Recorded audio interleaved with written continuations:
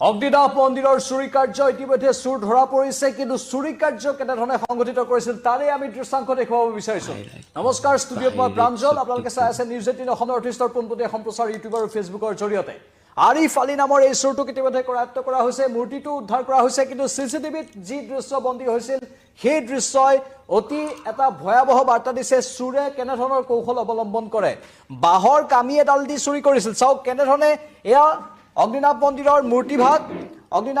মূৰ্তিভাগ এনেধৰণে এইটো চুৰে এই নিৰ্দিষ্ট স্থানৰ পৰা এই চুৰটোৱে এয়া চাওক চুৰটোক এই বাহৰ কামিডালেদি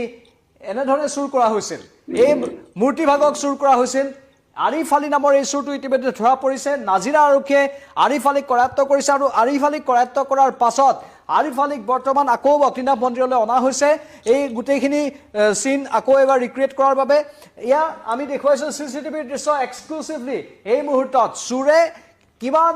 তললৈ যাব পাৰে ভগৱান আৰাধ্য দেৱতাকো তেওঁলোকে এৰি নিদিয়ে ভগৱান আৰাধ্য দেৱতাৰ মূৰ্তিভাগকো তেওঁলোকে চুৰ কৰিবলৈ অলপো ভয় নকৰে কিন্তু ভয় নকৰাৰ পৰিণাম ইতিমধ্যে এই চুৰ আৰিফ আলীয়ে পাই গৈছে কাৰণ লগে লগে ধৰা পৰিছে মাত্ৰ কেইটামান ঘণ্টাৰ ব্যৱধানতে আৰিফ আলী ধৰা পৰিছে ৰেলৱে ষ্টেচনৰ পৰা কৰায়ত্ব কৰা হৈছে সেই খবৰটো ইতিমধ্যে আমি দিছো কিন্তু পুনৰ কৈছো এই চুৰটোৱে কেনেধৰণে চুৰি কাৰ্য সংঘটিত কৰিছিল এইটো চুৰ এই নিৰ্দিষ্ট স্থানত আছে আৰু এয়া মূৰ্তিভাগ আৰু এয়া বাহৰ কামি দি চাওক এই বাহৰ কামিডাল ব্যৱহাৰ কৰিছিল প্ৰথমে বাহৰ কামিডাল দি এয়া এনেধৰণে টানি টানি লৈ গৈ আছে মূৰ্তিভাগ এই আৰাধ্য মূৰ্তিভাগ যি ভাগক বহু লোকে বহু শ্ৰদ্ধাভাজন লোকে সেৱা কৰে এই মূৰ্তিভাগক প্ৰণাম কৰে এই মূৰ্তিভাগ আস্থাৰ প্ৰতীক হিচাপে তেওঁলোকে গণ্য কৰে সেই মূৰ্তিভাগক সব কেনেধৰণে টানি টানি লৈ গৈ আছে বাহৰ কামিডাল ব্যৱহাৰ কৰি এই চুৰটোৱে আৰিফ আলী নামৰ চুৰটোৱে কেনেধৰণে মূৰ্তিভাগ টানি টানি লৈ এই গ্ৰিলৰ পৰা বাহিৰলৈ উলিয়াই আছে এয়া চাওক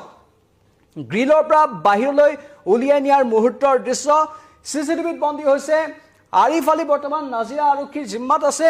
আৰু এই আৰিফ আলীয়ে ইতিমধ্যে স্বীকাৰোক্তিও আগবঢ়াইছে তেওঁৰ হাতৰ পৰা মূৰ্তিভাগো উদ্ধাৰ কৰা হৈছে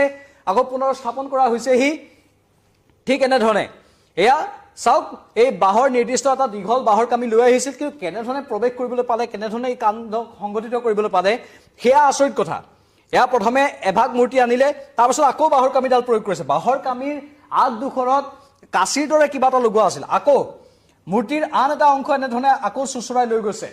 কিমান অসন্মান কৰিলে মূৰ্তিভাগক এই অগ্নিনাভ মন্দিৰ যি মন্দিৰৰ মহত্ব আছে বুলি বহুতে বিবেচনা কৰে বহু বিশ্বাসভাজন লোক আছে আৰু সেই বিশ্বাস কৰা লোকসকলৰ মনত এতিয়া অসন্তুষ্টি বিৰাজ কৰিছে কেনেধৰণে এই আৰিফ আলী নামৰ নৰাধমটোৱে সাহস পালে এটা আস্থাৰ প্ৰতীক সেই আস্থাৰ প্ৰতীকক এনেধৰণে অসন্মান কৰিবলৈ ক'ত সাহস পালে বুলি এতিয়া প্ৰশ্ন উত্থাপন হৈছে আৰু সেই প্ৰশ্ন সৰ্বত্ৰ সকলোৰে মুখত গুঞ্জৰিত হোৱা আমি শুনিবলৈ পাইছো আৰু এনেধৰণে মূৰ্তিভাগ টানি লোৱাৰ দৃশ্য বাহৰ কামিডাল প্ৰয়োগ কৰিলে আৰু সেই বাহৰ কামিডালৰ আগ দুখৰত কাঁচিৰ দৰে সামগ্ৰী লগাই লৈছিল কিবা ধান কটাৰ বাবে যি আমি কাঁচি প্ৰয়োগ কৰোঁ তেনেধৰণৰ কিছু সামগ্ৰী লগাই তেওঁ এই মূৰ্তিভাগ চুৰি কৰিলে গ্ৰিলৰ কাষলৈকে নিলে প্ৰথমে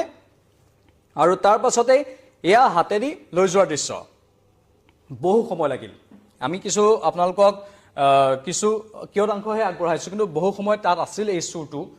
চুৰটো এই নিৰ্দিষ্ট সময়খিনি তাত থাকি এই চুৰি কাৰ্য সংঘটিত কৰাটোৱে সকলোকে আচৰিত কৰি তুলিছে আৰু অগ্নিনাভ মন্দিৰত এনেও নিৰাপত্তাৰ দিশত অলপ চকু ৰখা হয় কিন্তু এতিয়া অধিক কটকটীয়া কৰি ৰাখিব লাগিব হয়তো কাৰণ এনেধৰণৰ চুৰৰ হেন চকু পৰিছে